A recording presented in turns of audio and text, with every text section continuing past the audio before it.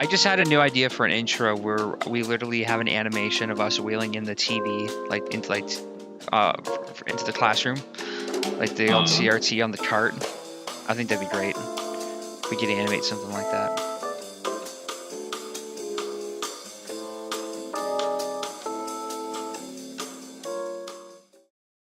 This is MOIRÉ.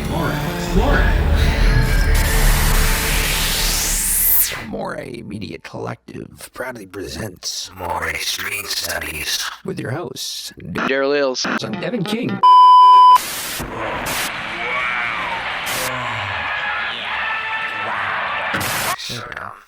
Hello, everyone out there in podcast land. Please come in, put down your bags, and take a seat as we begin the newest journey for the MOIRÉ Media Collective. This is episode 3, The Night of the Hunter, or the original series of unfortunate events. A self-proclaimed preacher marries a gullible widow whose young children are reluctant to tell him where their real dad hid $10,000 he had stolen in a robbery. And yeah, just before we begin tonight, I would just like to say, I want to say a sincere apology to everybody for the delay between these episodes. These last 2 months have been nothing short of horrible. There's been, sickness and tragedy constantly, and it just seems to keep going on. But we keep going on. So I just want to say that thanks for being patient while I kind of got back to everything. And one last time, sorry to all the viewers for getting off the schedule. It might be too bold of me to say, but I believe we are back on track. And we are going to stick to every other week going forward. So with that said, Devin King, how you doing?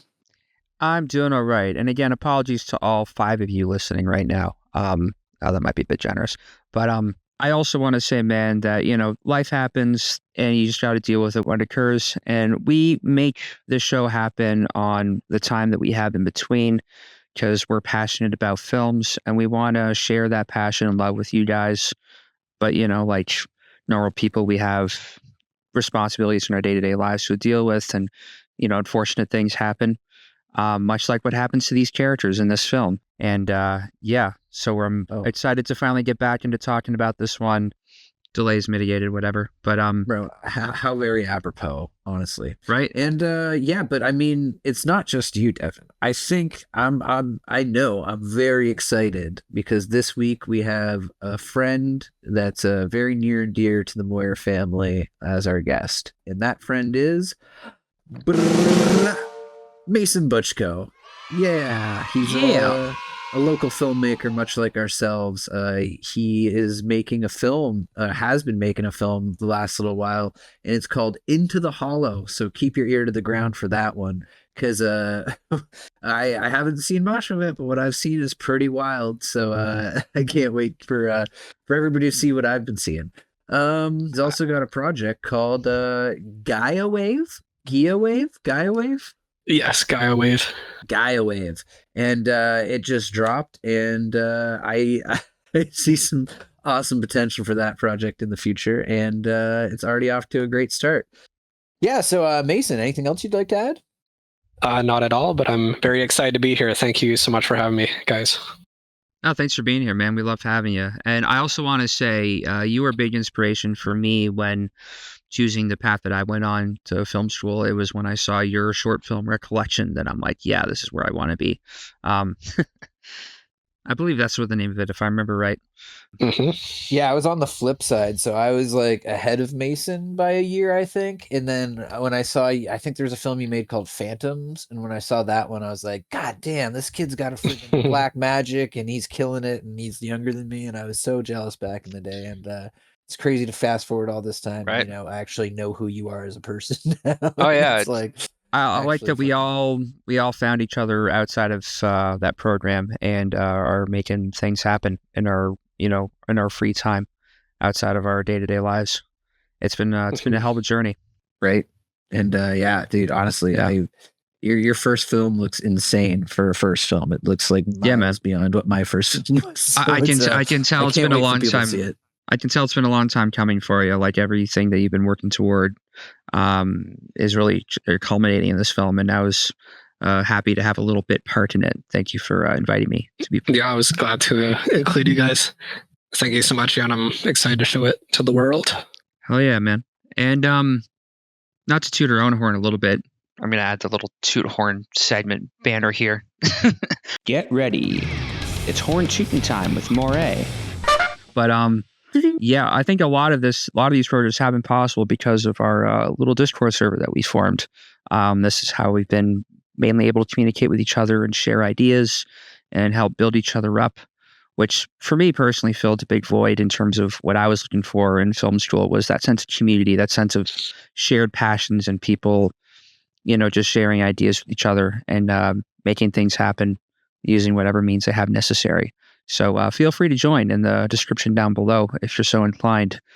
Quick funny story about that. We were just at a meeting very recently. We ran into somebody that is actually a mutual friend of Mason's too. And we were just like, talking about LUTs and random things. And then it just so happened that like a couple days later, he had posted in the server and I was like, wait, are you that guy from the meeting? You were in the server the whole time? So like, it's crazy how like widespread it already is. And we just, we're just building a nice little community here. So, join in and it's, I don't even know, man. It's a great little breeding ground for creativity. It's the place to be if you are making films in London.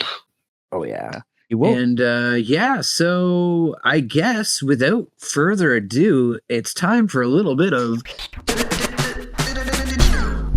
So let's see how that one sounds. I feel like I don't know if you're copy pasting these or if it's just going to be different every time, but I'm giving it my full every time. I don't care. I usually just splice out that little section of audio, and there's usually a good amount of dead space, and then I add the reverb effect.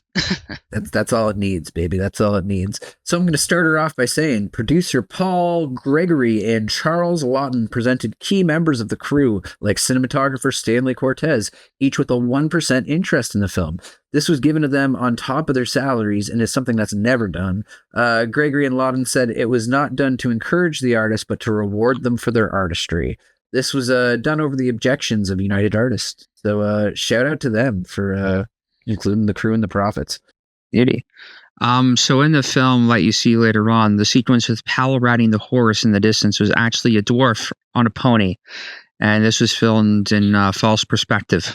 The underwater shot of Shelley Winter's corpse in the Ford was the last one filmed. It was so convincing to actor Don Bedeau when he saw the finished film that he thought it was Winters holding her breath and not a dummy. Wild. I had no idea. I almost thought it was that. I had no idea either. I thought it was her holding her breath. I thought it was faked, actually. I didn't actually think it was underwater. I thought it was like wind blowing and like poor man's process of some kind. But it was like underwater. I just thought they actually drowned the actress, Like the 50s were crazy. No wonder this film got buried. That's very good prosthetics for the time. Yeah. Honestly, very impressive. I mean, I wish they went harder on the neck effect, but also this was, 1955, so you can't go that hard. I mean, this film for the time, let's just say, went pretty fucking hard. And, it doesn't surprise me. It got an X rating, but that's also probably what helped sink it for the time critically. And it's unfortunate James Lawton never got to make another film because he was so discouraged by the poor reception of this at the time. But it's cool that these days we consider it a classic and can look at it with fresh eyes. So my next one was that, so disappointed he was by the poor reception of the film that on its initial release, both critically and commercially, that Charles Lawton vowed to never direct a film again, and he never did. The film he was planning to direct next was going to be a screen adaptation of The Naked and the Dead. So very on point for what you were just. Yeah, sorry, I didn't mean to step on your toes there. No worries. I wasn't looking at your notes per your request. No, it was a good lead-in, man. It's all good. Charles Lawton described the film as a, quote, nightmarish sort of Mother Goose tale. And I agree. I think it very much plays like a very, very dark fairy tale.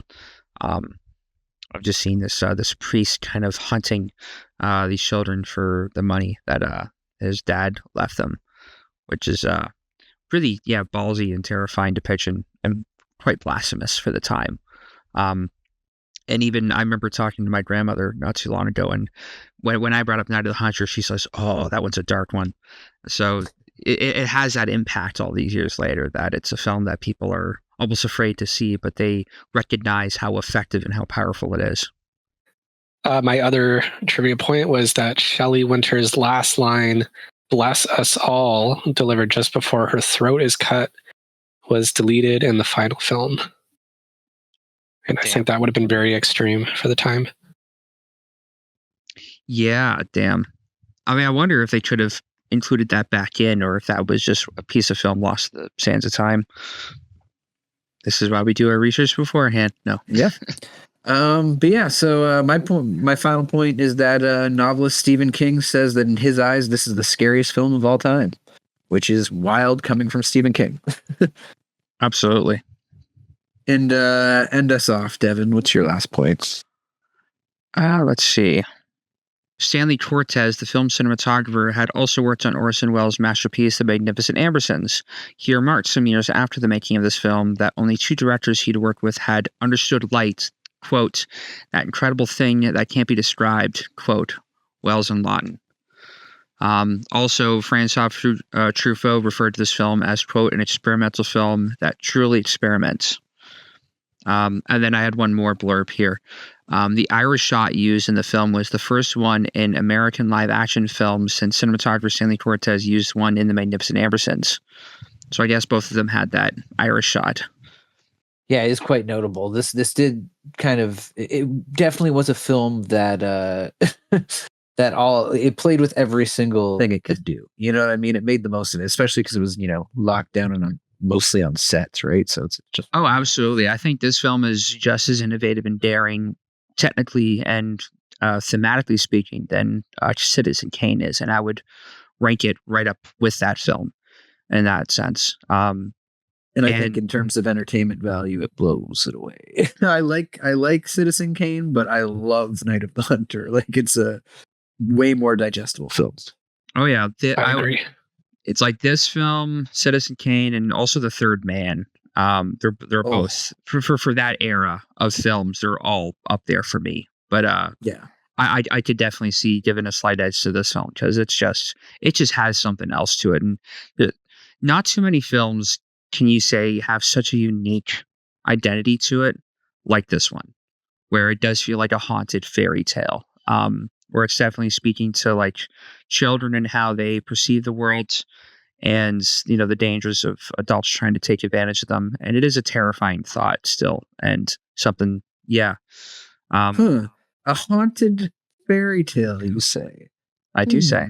Well, that's a really good toss up for me to join into my first Siri point. I don't know how you always do that. This is starting to get kind of scary. Like just for we do not pre-plan that. Just we're just riding the same wavelength. It's exactly. I'm just tapping into the ether and I'm queuing you up. Maybe screen peeking a bit, but we'll see. But no, yeah. So my theory point. So play the clip. We're gonna do some tinfoil hat stuff. I'm gonna try to blow your mind once again. Don't worry, no Megalopolis spoilers this time. But yeah. So talking about it being a haunted fairy tale kind of vibe.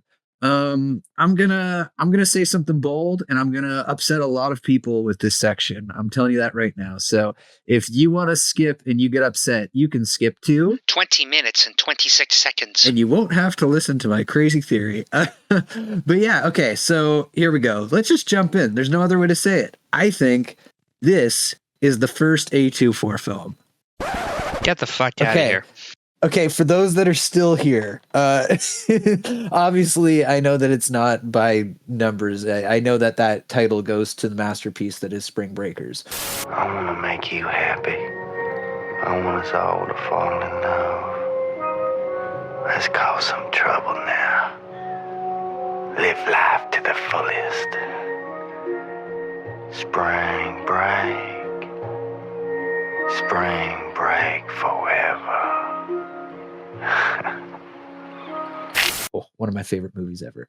Okay, so now for the people that are even still here after that, I just want to say that, like, I think in terms of it being an A24 film, I'm playing off the actual term and what it's come kind of morphed into over time, right? So I think there's a term that actually better fits kind of what I'm trying to describe, but it's a term that's become really hated. So I'm gonna push the envelope even more and address the elephant in the room, and I'm gonna call it what it is. I think that this is elevated horror. And okay, now I know I'm really pissing people off now. Just stick with me here for a bit because I mean, I think we just need to think about what that term is and where it came for first. So I just want to run that down for anybody who's not getting where I'm going with this or understanding why I'm making people upset. So basically the term elevated horror kind of came to be in the early days of A24 when they were releasing a lot of similar style films and growing really big in popularity. And it was all based on these quote unquote vibes, as the kids would say. And lots of people, having like A24 films or not A24, but, and like, obsessing over this company, which is kind of weird because you don't really get that with a lot of other companies, like kind of with Disney building such a brand over their thing, but especially not with indie stuff. It's very rare where you get that. So I think truly Night of the Hunter's dripping with a lot of those same vibes, and it's a turning point that kind of seemed to the turning point seemed to be with Hereditary, I should say. That when Hereditary came out, that's kind of when this term kind of hit the mainstream, and that's when people started getting really upset about it too. So it caused so much disruption in, especially in the horror community, because they kind of saw this term as an insult, right? So like, if this is elevated horror, that means what? Everything else isn't elevated, or it's below it. You know what I mean? And they kind of never really get over that hump. I've had a lot of conversations where they don't really get where I'm coming from with this, but like, I think it's all just a miscommunication. Like, I think if it was given a better term that kind of gave it a better description, then maybe nobody would be upset, because honestly, I think that genres are kind of born from films that share similarities, and then you get terms like new wave or noir or dogma, and then they start grouping all of these films together. Like, it's not like they're fitting exact criteria. Like, you can roughly break down some of it, but then somebody may be trying to make a film and it comes out a bit differently and it ends up in a hodgepodge, right? So you never just have a straight film in that sense. But I feel like that what I'm trying to say is that these groupings just happen naturally sometimes. Like, sometimes you make a film and it just gets wrapped up into one of these titles. And I think that happens naturally. It's kind of like a stream, like it will just erode its way into place because it's necessary. So I think there is actually a genre of film that fits into this term. It's just the term itself sucks. But yeah, there's kind of a lot of traits that are amongst all of these films, and usually it's horror or thriller films. That's kind of the big genre that overlaps it all, and they lean into experimental or trippy concepts, like most notably through cinematography. That's kind of a big thing about this like subgenre, is like its reliance on telling things visually and providing like minimal context and information, so that when you're leaving the theater, you're leaving it and interpreting as much as possible. And also bonus points for it being religious themes and allegory, like for having all that in it, because there seems to be that in a lot of these films too. So I mean, if you're gonna try and trace back where this all starts coming from, like, I would say that like The Night of the Hunter is the proto A24 film. Its pacing's a bit different. It's kind of introducing this darker thriller that's kind of pushing boxes. You have this like anti-hero character. It kind of plays in a noir, but it kind of dips into a bit more of a surreal realm. There's an entire sequence when they're going down the water that just kind of feels more experimental, and it kind of feels I don't know. I think it's kind of a symptom of a theater director directing a film, and they feel this freedom of things they can't do in a theater, and you get this cool new palette that's not really familiar. Like a lot of the film is shot on stages, and they're building this world out piece by piece. And I guess I'm kind of leaning into my next point, but I think for me, really, this checks all the boxes for what a proto or like a elevated horror kind of fashion thing might be. And but like most notably, it's laying the groundwork for the pacing, the visual language, and like I feel like it's something that's so common. Like it pairs really well with following up Rashomon, because I think what Rashomon does with like the quickness of the edit, Night of the Hunters kind of foretelling the other side of it, where it's a lot more like planned out and like every single shot just has something to it. And yeah, that's kind of my big theory. Welcome back. If I scared you away there, I apologize. And and yeah, that's my pitch. Obviously, I'm wearing the tinfoil hat, and you don't have to believe me, but I it makes sense to me, man. And I think that it's part of how influential this film is that I think this way. So that's my 2 cents. Mason, what are you saying? This is the first time I ever saw this movie, and I definitely like immediately remembered some of the imagery from clips I had seen of it years ago. Like I remember obviously the river scene, being really entranced by that. And I thought the movie as a whole was very, very ahead of its time and forward thinking, and obviously very controversial in pursuit of that. And yeah, genuinely really creepy. There's one moment that jump scared me. Ooh, which one was that? Can we talk spoilers already? Oh, I mean, the whole goal is that, it's like a film club. Like, I hope people Right. are watching Night of the Hunter so we Oh, yeah. can talk, because we So, tell yeah, all the behind the full scenes stuff. full Okay. spoilers at this point. Yeah, if you haven't seen it, please do. Yeah, this is more like supplemental material for people that have already seen the film. So Yeah, that's the goal. The scene where the woman with the shotgun is on the porch yes, and the girl comes in with the candles, so the killer like kind of like quickly slips away into the house. Like That is I was on the edge of my seat, and then yeah, when he pops up, I legitimately like got jump scared, which I was not expecting from such an old movie. Man, I was gonna talk about it later, but you just touched on it, so I gotta talk now. it's That is the scene I was referring to in our pre going live meeting. So I knew that was coming, so I was looking for it this time because I was like, I think it's practical. It has to be in shot, right? It's just one of those magic tricks where your eye is not looking. If you look at what he's doing, he gets on the ground and crawls away like a berserk Eva. Like he's just so quick on all fours. It's so creepy, like you're saying, but like it's like the jump scare itself hits, but also if you catch what the guy's doing, it also hits. It's not like that, like, lessens it by any means. That moment is just like chef's kiss. Sorry. it was beautifully executed. I love the lighting in that scene and also the duet leading up to that. And I actually agree with your point that I do think this is like proto elevated horror. I know that term gets used a lot, but there's another one that I would even liken it to, and that's what I would call transcendental horror.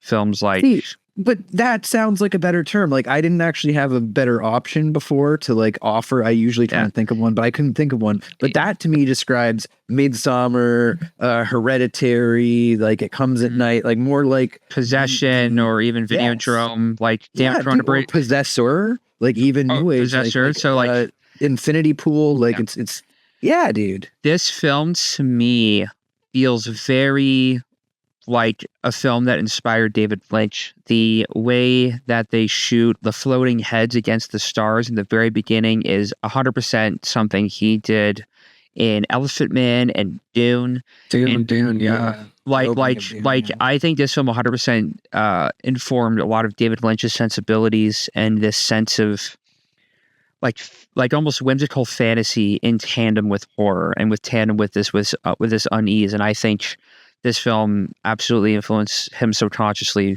or even just very consciously in his stuff. And I think the people that make quote elevated or transcendental horror these days also liken their films to David Lynch. So I think you can draw a line between all of those films. And this is my favorite type of horror film too, where it's not necessarily about the gore or about the viscera or the direct consequences, but just the tension of what could happen. And they really lead into it, and how the contrast of Powell, who is supposed to be a figure of light and a figure of, inspiring people. There's everyone in town believes him at his word for being, a priest, a man of God, and he believes himself to be one. But we, the audience, know the truth, and the kids know the truth, and the tension that exists between them, especially what's her name, the woman in the shop. Dude, what's her name? Her name is Icy Spoon, and she sells ice cream.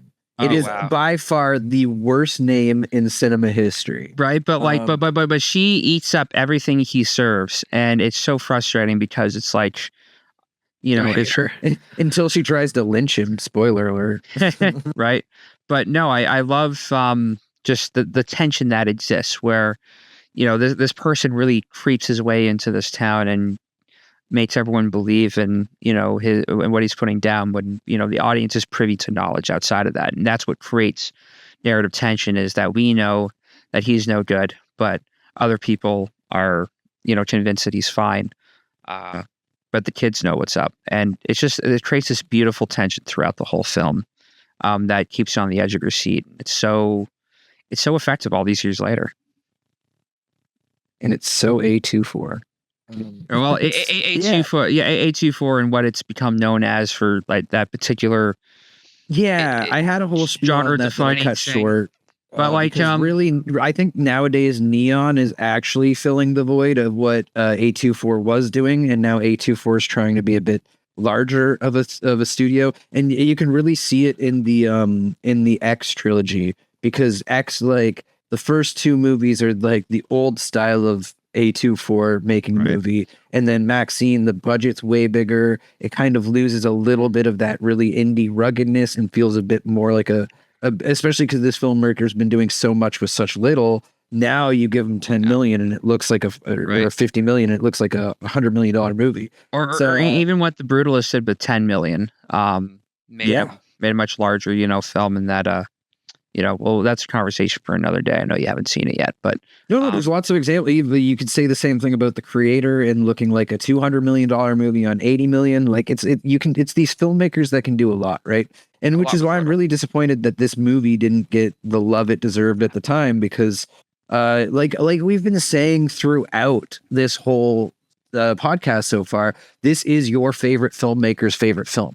Yes. Like, the influence of this film is so far and wide, like rightly so, because it's an early example of a film where, like, every frame is a painting. And I think that's kind of what I was talking about before, is like the theater side is like, well, if we're doing it on film, we should making every fucking frame matter. And it feels that way. Like, it's literally dripping with stark black and white visuals that like all have a flair, or there's like we've been saying, there's this touch of surreal to a bunch of sequences. But I really wanted to touch on the set design for a minute, because holy crap, guys. Like, this was all shot, if I'm to believe the IMDb, this was all shot in a soundstage. So, like, the water stuff was these big tanks they had, and I guess they're just building this side stuff on the edge of the tank where they're, like, running side by the water. And, like, you can kind of tell in certain sequences, because, like, when you see the boat from above, the boat's moving one way, but the water's moving the other, and they're not, you know what I mean? It doesn't make any sense in that way, because it's just a big tank. But yeah, dude, like, some of this, like, specifically the attic and the basement, where they're just so far wide back that you're seeing the actual shape of the room and the darkness beyond it, and the scene playing out in wides from there. Like, it's really, like, it just doesn't, it's not how normal filmmakers were thinking at the time. I mean, I could see a majority of this film being shot on sound stages. There's, like, sequences outdoor in, like, the picnic area that feels like a real location. I don't know how they could have created a soundstage for that, but for a lot of sequences, absolutely. Like, I know the night stuff was, because you could tell with the stars, like you were saying. There's a few sequences where they're like especially the big farm stuff. They definitely just built that in the soundstage. Yeah, like you're saying, probably a few sequences. Even the car in the water is like a separate fucking take at a different. Speaking of which, you kind of teed me up for this, but there is a sequence in this film starting around 58 minutes, And this is when the kids go out on the boat and they're escaping Powell, and Powell has this like really visceral scream at them, which is still chilling to this day, hearing like a grown man scream out of desperation because he didn't get to the kids he's trying to kill.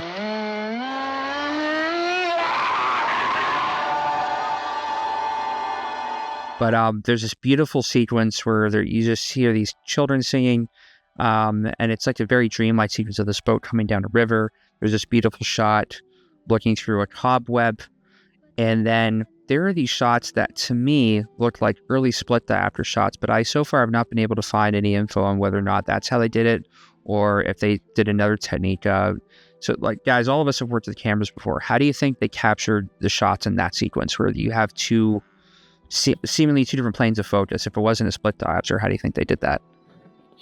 It has to seem like a really wide lens close up. I don't know. Yeah, because like there's like the shot where you see the boat in the background and you see a frog kind of up close and there's light on the frog. And I wonder if that's just deep focus where they had the iris stopped all the way down. This was after Citizen Kane, right? Yes, it was. This was in the 50s. I can only assume that technology was like floating around cinematographer circles back then.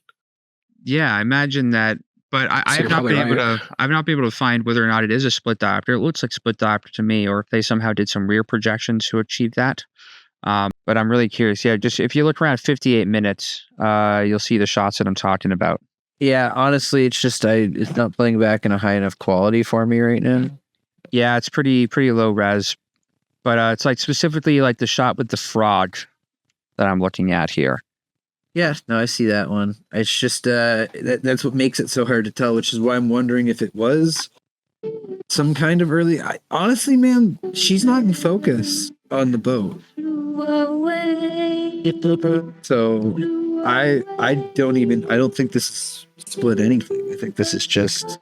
Well, it might be a similar technique that they use. What was the shifting process? It might be another variation of that, where they have another image to the side and some angled glass reflecting it somehow. Oh my god! Just the area where the frog is, like the rock is fake, like the foreground, like the rock the frog is on is fake.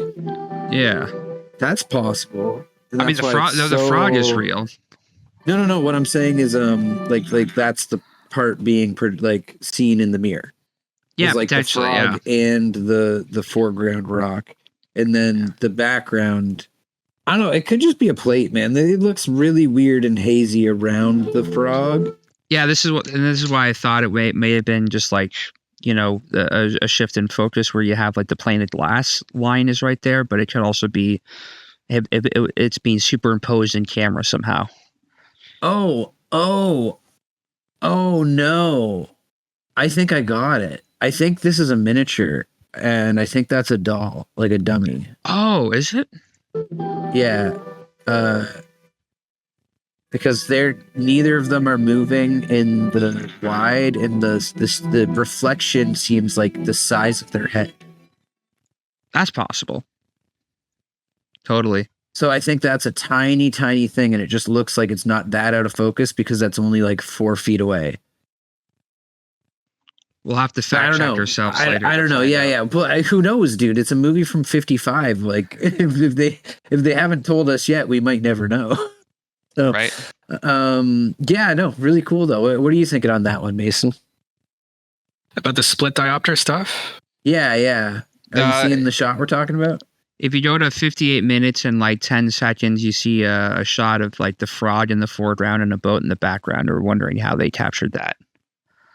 Kind of the same thing for the like you're saying, I think the spider web is just super deep focus.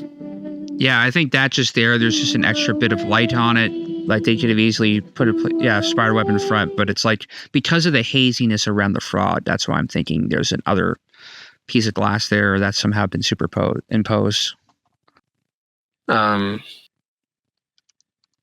Darryl mentioned, like everything with it being made on a sound stage, like just the handmade control over all the imagery is just insane. Even that behind the scenes picture I posted with Willow on the bed, I'm like noticing all the flags up top for shaping the shadow, and Oh yeah. No, there's Yeah, some definitely a very beautiful, technical film. there's some beautiful imagery in this film, and that's what really, I think, elevates it to that next level, is the visual artistry of it. And yeah, I love that. We're calling it like the hereditary shot, where you see like Yeah. but That mixed with the subject matter, there really must have not been anything else like this at the time. oh yeah, and I think that's why audiences were probably a bit cold with it, because they're like an X-rated film about a murderous priest after some kids. That's Starring kids, yeah. terrifying. You know, that's a lot of God, I see the shot now with the frog. Okay, Yeah, yeah, that no, looks no, like so- a composite. Yeah, no, I was just about to say, I think I have a new theory on this one, because I'm seeing the focus is hard on the front of the frog, drifts off to the rocks, but then the water behind the rocks isn't consistent with it. So I think this is a very simple, they just shot the background image and then they did a second pass with just like, it would be black, like curtains. And then they brought in just this like little area for the frog to sit. They reset the focus. And then, so it was I think it was an in-camera composite. Yep, that makes sense to me. I'm almost positive. That's my final guess. I'm gonna scrub through this American cinematographer article and splice in the answer if I find it later. Fair. But that's our best guess for now, and I think it's a good one. Based on the fall off of the focus, yes. I'll post this article for you guys so that we have you can reference it as well. Cool. But yeah, and I'm sure there'll be some visuals for the YouTube crew. I'm sure. oh yeah, I'm sure you'll be seeing a lot of it. I'll splice in some assets about here so people can see what we're talking about. Given a lot of work for me in post. You're welcome, future me. Anyway, yeah. So that's some technical stuff out of the way. What do we want to move on to next? That was most of my points. Did you have a second grouping of points for practical, Mason?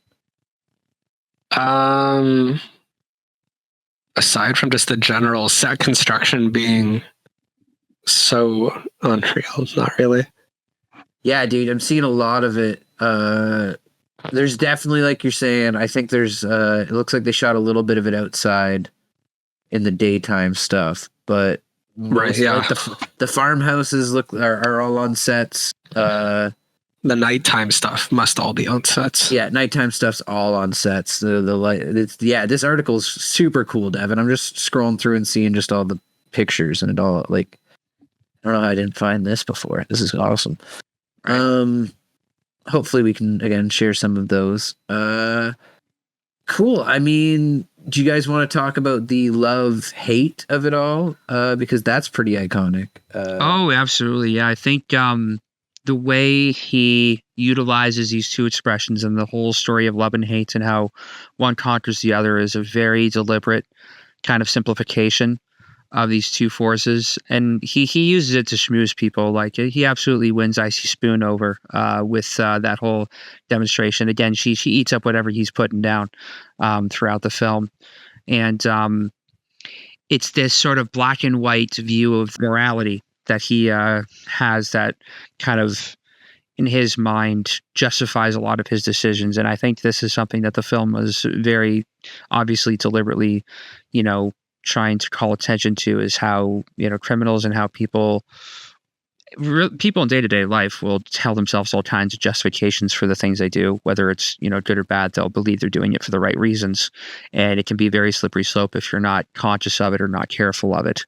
And I think this film is trying to highlight how someone masquerading as someone who's morally virtuous can be just the opposite and still be able to convince people of that. And I think this film is a beautiful example of that type of personality.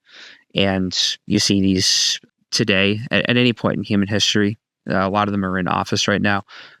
Not to get too political, but I think this film is just a beautiful example of warning against the dangers of that.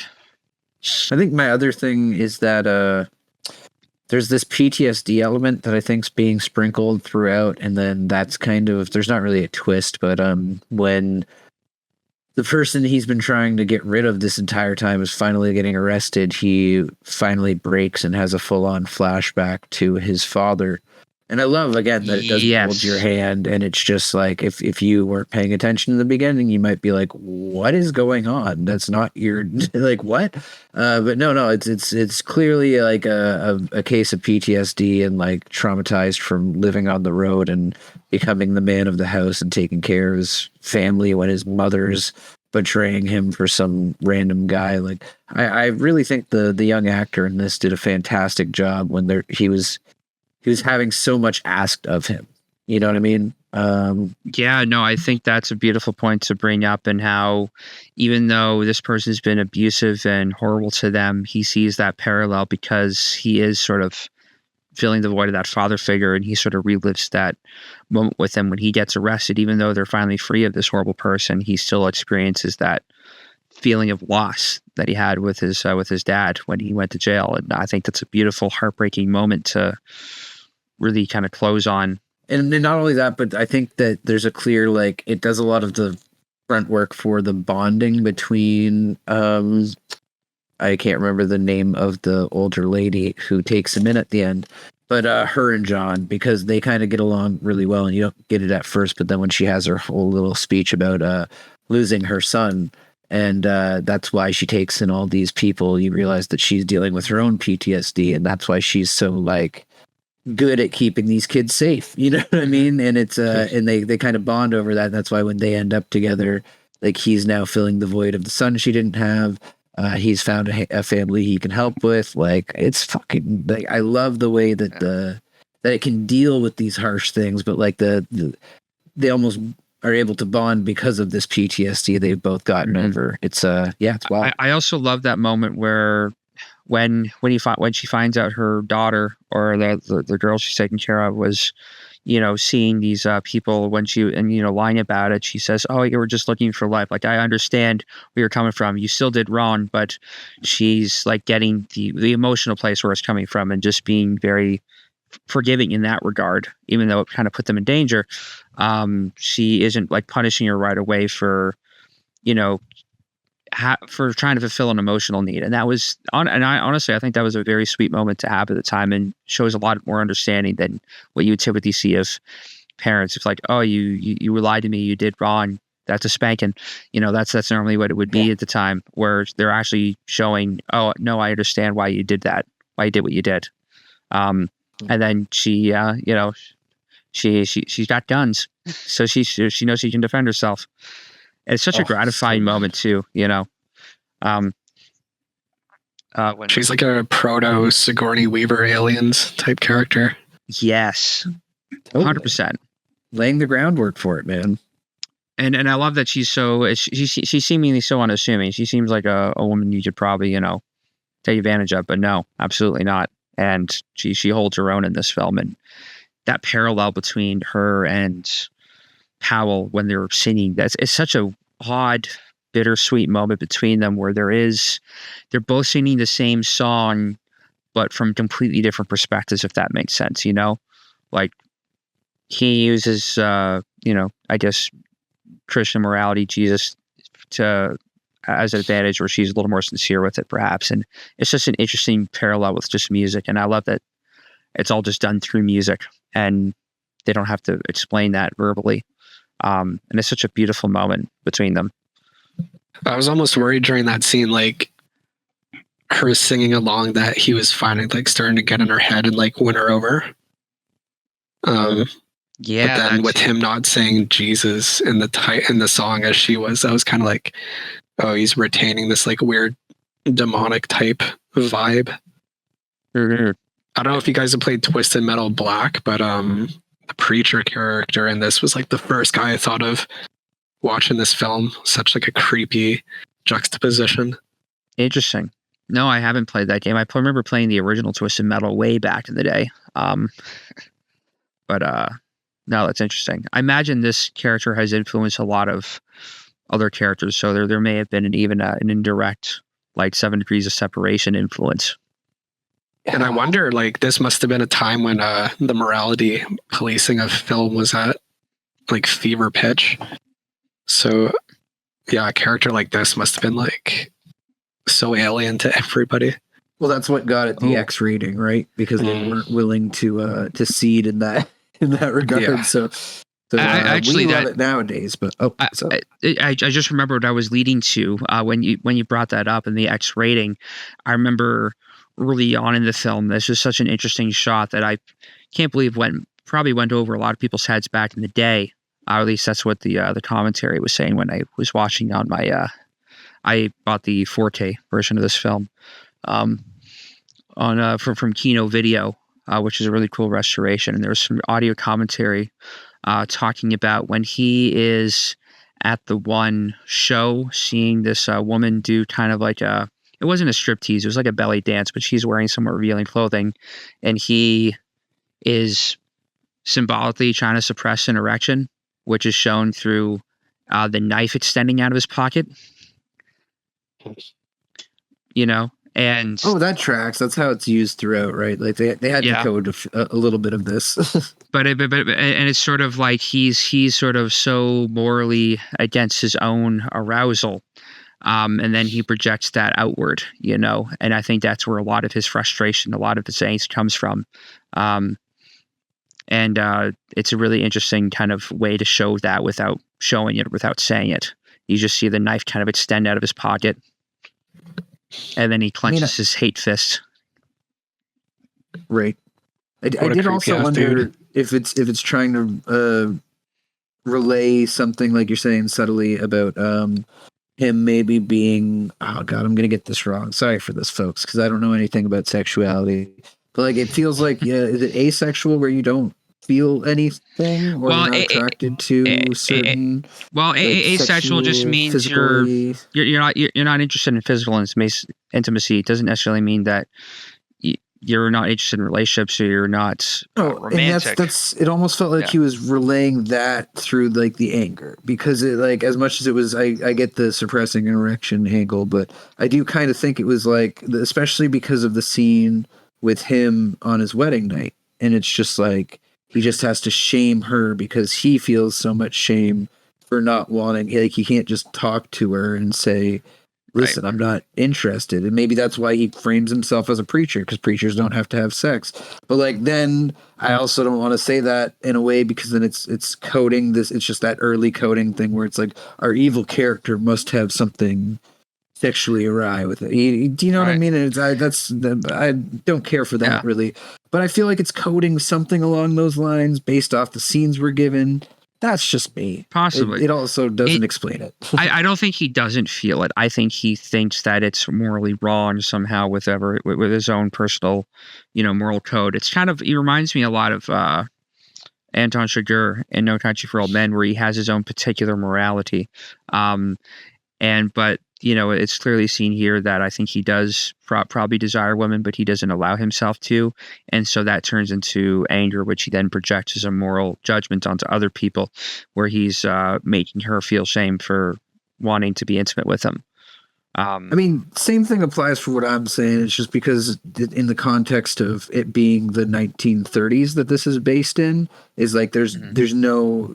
You wouldn't even know of this thing. You would just feel like, oh, I'm wrong, especially being part of a church where everything's supposed to be a certain way to be right. So yeah, like you're saying, that's totally the path that I could see. And like, it's not like this character doesn't show the flaws that, something has led him to this place, right? Like, it's not like what I'm trying to say is, it's not like the xenomorph from Alien. It's not pure evil. Like, you know what I mean? Like, we're talking about... You can see the place where it's coming from, where at least you get like enough of a hint that, okay, he's got a personal problem and feeling, but then that informs a lot of his decision making. And you see it starts to affect her, where she starts, preaching about the wrong, how sex is wrong as well. And it's like she's sort of fallen under his spell.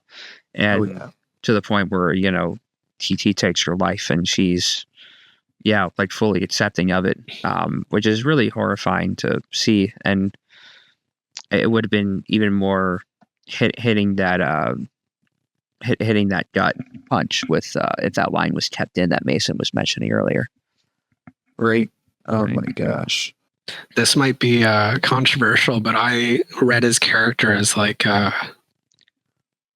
almost like modern day like incelish, which is Yes. ironic because the women do want him in the film, but I almost saw it as like he literally hates every single woman, attracted or not. Maybe like attraction makes him hate them even more. Like a misogynist vibe. Absolutely. I agree. I think he absolutely, again, and I think it's a self-hatred that he projects outward, and then when he It's likes, probably like a reflection of the times too, but like, yeah, all of them are like his prey basically. it's like I think he likes getting the positive attention from people to a certain degree, or at least he likes having power over them. And that comes through them fawning over him and believing that he's this morally virtuous person. But deep down, he represses his own desires, thinks they're morally wrong, and then judges other people for, awakening that in him. And then that turns into violence because he doesn't have. Because that's the thing, the belly dance scene you were mentioning, I really couldn't differentiate if he did have any attraction or if it was just like, oh my God, this chick is being provocative in public. I want to harm her, hence the knife. Well, I think that's what because I wouldn't be surprised if he was asexual. I think that's what he's thinking because of what he believes. But I think, biologically, he's feeling attraction to her, but morally, he doesn't allow himself to feel that, and so it turns into hatred. Because it's just weird he didn't consummate with the wife. There you go. At least I don't know if you guys thought this too, but I almost thought his costume design looked very inspired by like the Quakers. Mm-hmm. I see that. That's like a sect of Christianity, which is kind of known as being very like zen and peaceful in comparison with most others. Yeah, I could see that, and it definitely feels like an intentional juxtaposition from who he is as a character. How he appears to be and how he acts is dissonant, right? Well, that's the sheep's clothing, right? Exactly. Absolutely, yeah. Yeah, 100%. It also kind of played on that stereotype because like I totally picked up on this and it wasn't confirmed to me until I looked it up and I was like, this feels Appalachian as hell. And then I looked it up and sure enough, the real story takes place in Appalachia, or at least the novel. Interesting. Which is obviously like as Bible Belt as it gets. Wild. From what I know. So like the most susceptible population for someone to just wander in like this, and the massive poverty. And the way they referred to, I forget what they referred to, but it was like, it made it sound like just a city outside of the Bible Belt. It was like, oh my God, the horrors he must have seen. And I was like, it's not like they said like New Orleans or like, you know what I mean? Something that's like, known for crazy stuff. Or it was like, just, like you said, just kind of outside the Bible Belt a little bit. And it's like, oh my gosh. Is it Appalachian or Appalachian? Oh, dude. I think it might be Appalachia. I think if you ask a local, they'll say Appalachia, where Appalachian sounds better to me, but I'm not from there. It's like you can suss out whether someone is from Toronto if they say they're from Toronto or not. Right. It's actually Appalachian. The P is silent. There you go. If they pronounce the second T, they're likely not a local in Toronto. Yeah. That's what we've learned, yeah. Yeah. Oh, man. Yeah. Wow. This was swell. Friggin', is it time for some final thoughts, I think? Or maybe. I'm going to see if there's any IMDb trivia that I forgot to mention. There was one I saw that was like the writer who wrote the book was on set, but he was working with the director to essentially draw like storyboards or like previs storyboards, something along those lines. So pulling all the jobs. That scene where he's in that triangular attic you guys were mentioning too, I was like, this is Nosferatu as hell right now. That was like the most Germanistic expressionist scene aside from the river stuff for me right there. I was like, damn, this is creepy. Well, I could not imagine being in a room with that guy. Like that girl was. I mean, Guillermo del Toro said this is like one of the scariest films he had seen as well. There was a great interview with him. And even the shot of her underwater is very, very jarring. Oh yeah, especially when you see it from above the water. I was like, holy Christ. Can It's you imagine? terrifying. And I feel so bad for Bernie, the old guy, and he takes it on Oh yeah, himself. he was That the best. oh man, he's like my favorite character in this film. Just he blames He was the himself. only safe person in the movie other than the shotgun woman. I Well, mean, no, I was gonna say that's the biggest. I think there's one big miss with the writing of this film, and it's not having Bernie and the old woman get together in the end. Why isn't he just Yeah. that like was they're the same? Like you know, True. like literally, team it up. makes well, just like it maybe she's helped him to stop drinking so much. Like literally, you Yeah, I just do forgot that, he like, was too it's drunk to help. literally, it's just a yeah. beautiful ending. Like, and we literally never see Bernie after he's on the ground drunk. Like that's the last time we see him. And I'm like, I does he like even it. know He's the almost kids are stuck okay? back in the Like, nightmare. yeah. It's like That part he reminded takes me it on of. himself. Oh, sorry. No, it's just like he blames it on himself, even though he did nothing wrong other than not acting and being drunk when he needed to. So I mean, there's that. Mhm. But I do like him as a character, though. Otherwise, go ahead. Anytime I see, like, during a chase scene in a horror movie where it's like you think you're safe in a room during a chase, but the door is still wide open, I always get Texas Chainsaw vibes. And I totally got that during this movie when he's trying to get help and Bernie's like too drunk. Oh, absolutely. Oh yeah. Such a good scene. But the river scene really, like, that was like the scene I was waiting for the whole movie. And I'm like, this is definitely one of the most beautiful things I've ever seen in any movie. Like that song, especially, just mixed with it. It really felt like a childhood dream. Just any time it's just the kids and him at night, it was like, this is, I don't know. It would have given me nightmares if I was a kid. It's beautiful, it's surreal, it's haunting, it's terrifying, and it's one of the best scenes I've seen in a film. And it's got the A24 vibes. Do you guys remember when he's up on the horse, kind of with like the setting sun right behind him? Yep. And the kid's just watching from the open barn. That's like another one of the shots that was just burned in my mind.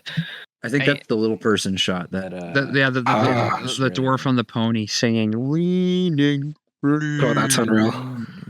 Just that with he made that song into such a scary thing too. Like, But anyway, I could easily give this film a 10 out of 10.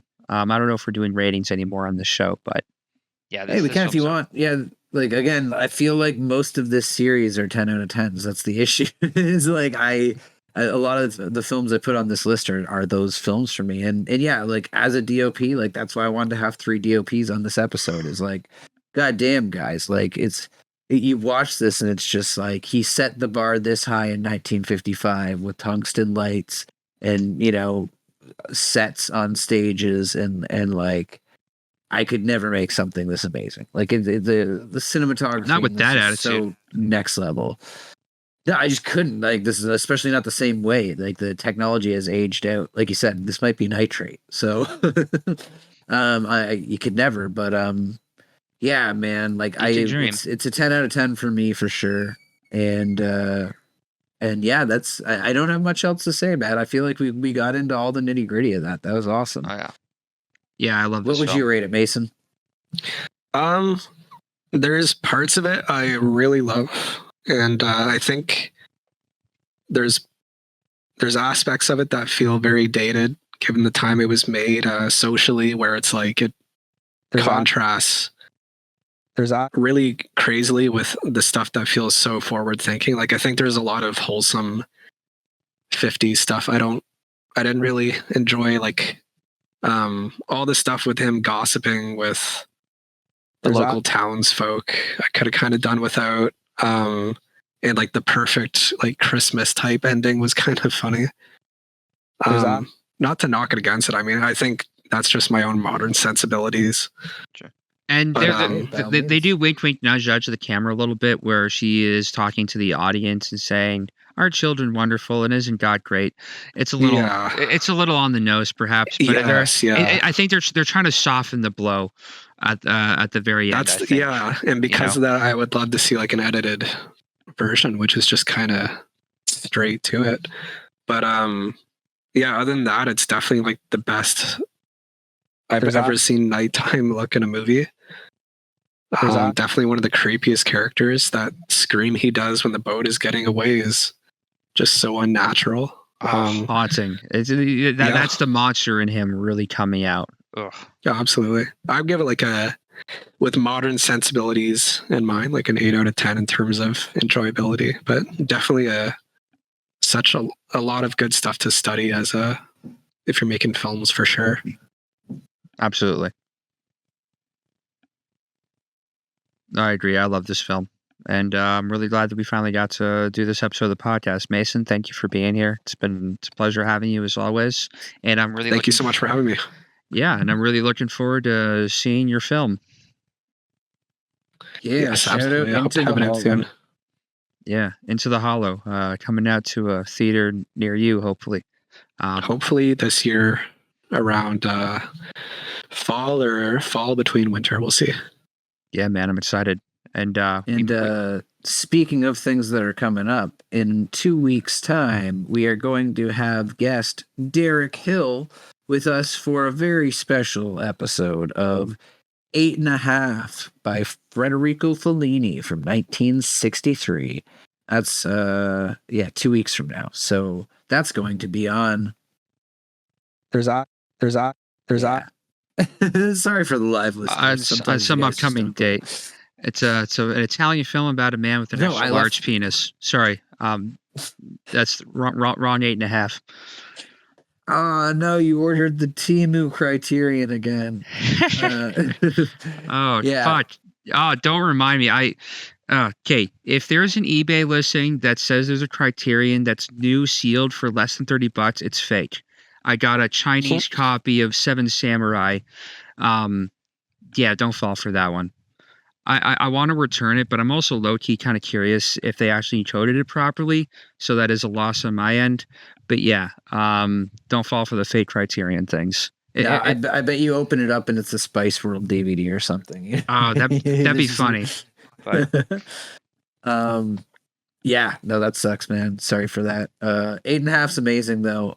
This was kind of how we wean in, because this is like, we get a touch of surreal, more like perspectives in Rashomon. This movie really dips its toes into the surreal, and then we're jumping into the deep end with 8.5. It's gonna be it goes very meta. It's gonna be a fun very one. Fast. Yeah. Which is I think that's the fun stuff for us, is just when they acknowledge the form of film and play with it.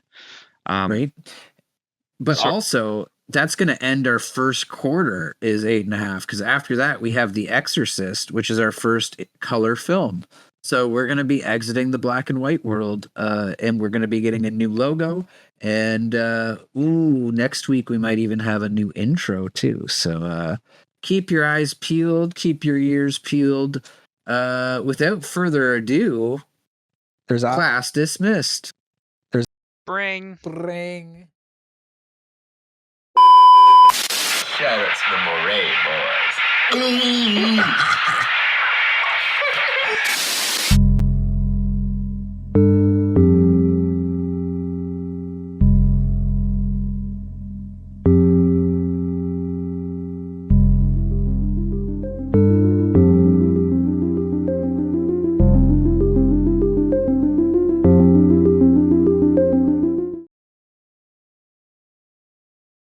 Shout out to the MOIRÉ boys.